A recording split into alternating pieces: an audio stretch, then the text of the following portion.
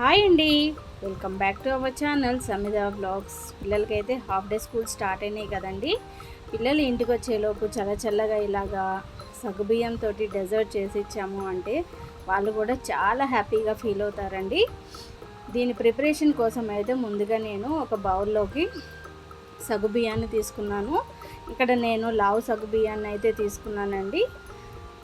ఆ సగ్గుబియ్యాన్ని అయితే ఒక 4-5 సార్లు అయితే మంచిగా వాష్ చేసేసుకోవాలి. పైన మనకి ఇలాగ కలిపే కొద్దీ ఇలా పిండిలాగా వస్తుంది కదా, అదంతా పోయేంత వరకు మనమైతే మంచిగా వాష్ చేసేసుకోవాలి.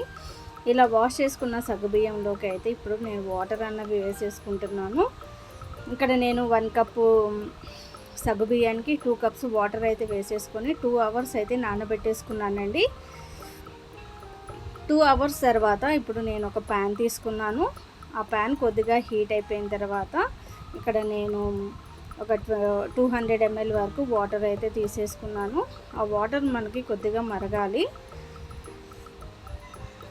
చూడండి, మనకి సగ్గుబియ్యం అన్నది నాని ఎట్లా ఉబ్బిందో, ఇది వరకు చిన్నగా ఉండేది కదా, మనకు ఉబ్బిన తర్వాత ఈ విధంగా పెద్ద పెద్ద బాల్స్ లాగా అవుతుందన్నమాట. మనకి వాటర్ కొద్దిగా మరిగిన తర్వాత ముందుగా నానబెట్టుకున్న సగ్గుబియ్యాన్ని వాటర్తో పాటు నేనైతే వేసేసుకుంటున్నాను. ఇవి పూర్తిగా మనకి కుక్ అయిపోవాలి 75% వరకు. ఒకసారి సగ్గుబియ్యాన్ని వేసిన తర్వాత అయితే ఇక్కడ ఒకసారి పూర్తిగా కలుపుకోవాలి, మనకి లంప్స్ లాగా ఫామ్ అవ్వకుండా. చూడండి, ఇక్కడ 75% వరకు అయితే కుక్ అయిపోయిందనమాట. ఇలా కుక్ అయిపోతే సరిపోతుంది సగ్గుబియ్యం అన్నది. దీంట్లోకి ఇప్పుడు నేను ఫుడ్ కలర్ అయితే యాడ్ చేసేస్తున్నాను. మీ పిల్లలు ఏ కలర్ అయితే ఇష్టపడుతూ ఉంటారో ఆ ఫుడ్ కలర్ని వేసేసుకోవచ్చు. లేదు ఇష్టం లేని పిల్లలు అనేసి అనుకుంటే మనం దీన్ని అయితే స్కిప్ చేసేసుకున్నా సరిపోతుందన్నమాట. కాబట్టి నేనైతే ఇక్కడ రెడ్ ఫుడ్ కలర్ని అయితే యాడ్ చేసేసాను. మనం 2 to 3 డ్రాప్స్ వేసేసుకుంటే సరిపోతుందన్నమాట. ఈ విధంగా సగ్గుబియ్యం అన్నది మనకి కుక్ అయిపోవాలి. థిక్ కన్సిస్టెన్సీ వచ్చేంత వరకు కుక్ చేసేసుకోవాలి. ఇప్పుడు నేను ఈ సగ్గుబియ్యాన్ని అయితే వేరే బౌల్లోకి వేసేసుకుంటున్నాను. చాలా కలర్ఫుల్గా ఉంది కదండి. సగ్గుబియ్యం ఉడికిన తర్వాత మనకి ట్రాన్స్పరెంట్ కలర్లో ఉంటుంది. అలానే నేను ఇక్కడైతే ఫుడ్ కలర్ అన్నది యాడ్ చేసేసుకున్నాను.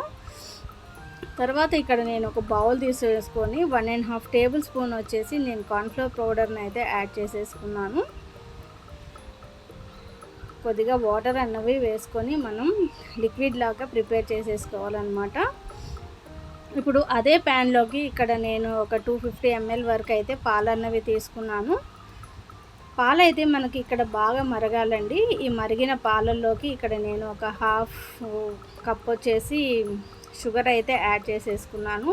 నేను ఇక్కడ 1 కప్ వచ్చేసి సగ్గుబియ్యం తీసుకున్నందుకు ఇక్కడ 1/2 కప్ వచ్చేసి షుగర్ అయితే తీసుకున్నాను. షుగర్ అయితే బాగా మెల్ట్ అయిపోవాలి. మెల్ట్ అయిపోయిన షుగర్లోకి ఇప్పుడు నేను ముందుగా కలిపి పెట్టుకున్న కార్న్ఫ్లోర్ ఉంది కదండి, ఆ లిక్విడ్ని అయితే వేసేసుకొని ఇలాగ లంప్స్ లేకుండా మనం అయితే కలుపుకుంటూనే ఉండాలన్నమాట. అలా వదిలేసాము అంటే లంప్స్ ఫామ్ అవుతుంది. కాబట్టి ఈ కన్సిస్టెన్సీ వచ్చేంత వరకు మనం సిమ్లో పెట్టేసుకొని కుక్ చేసేసుకోవాలి. మనకి థిక్గా అవుతుందన్నమాట, కార్న్ఫ్లోర్ యాడ్ చేసాము కాబట్టి. ఈ కన్సిస్టెన్సీ వచ్చిన తర్వాత ముందుగా మనం సగ్గుబియ్యాన్ని అయితే కుక్ చేసి పెట్టేసుకున్నాం కదా, ఆ సగ్గుబియ్యాన్ని దీంట్లో వేసేసుకొని కలుపుకోవాలి. సగ్గుబియ్యం వేసిన తర్వాత కూడా మనం సిమ్లో పెట్టేసుకొని కుక్ చేసేసుకోవాలి. ఇలా కలుపుతూ కుక్ చేసుకోవాలి. మనం హై ఫ్లేమ్లో పెట్టాము అనేసి అంటే మాడిపోయే ఛాన్సెస్ ఉన్నాయి. అవి కుక్ అయ్యేలోపు ఇక్కడ నేను ఒక బౌల్ తీసుకున్నానండి. ఆ బౌల్లోకి ముందుగా గీ అన్నది యాడ్ చేసేసుకున్నాను. కొద్దిగా గీ అయితే అప్లై చేసేస్తున్నాను బౌల్లోకి.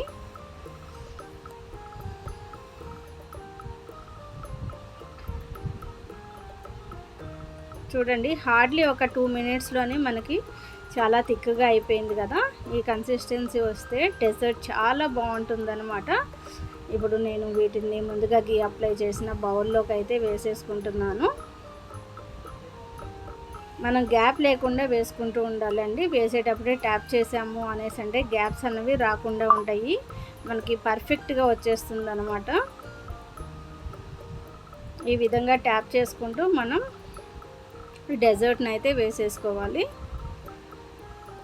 ఇలా అంతా వేసిన తర్వాత ఒకసారి స్పూన్తో కనుక మనం ఇలా అడ్జస్ట్ చేసాము అంటే సరిపోతుందన్నమాట. దీన్ని పూర్తిగా చల్లారనివ్వాలి. చల్లారిన తర్వాత చూడండి ఎట్లా మంచిగా ఉందో. మనం చెయ్యి ఇలా టచ్ చేసాము అనేసి అంటే మన చేతికి అంటకుండా ఉండాలన్నమాట. పూర్తిగా చల్లారాలి. నేనైతే ఒక హాఫ్ అన్ అవర్ వరకు కూల్ అయ్యేంత వరకు ఉంచానండి. మనకి గట్టిగా అయిపోతుంది అనమాట డెజర్ట్ అన్నది.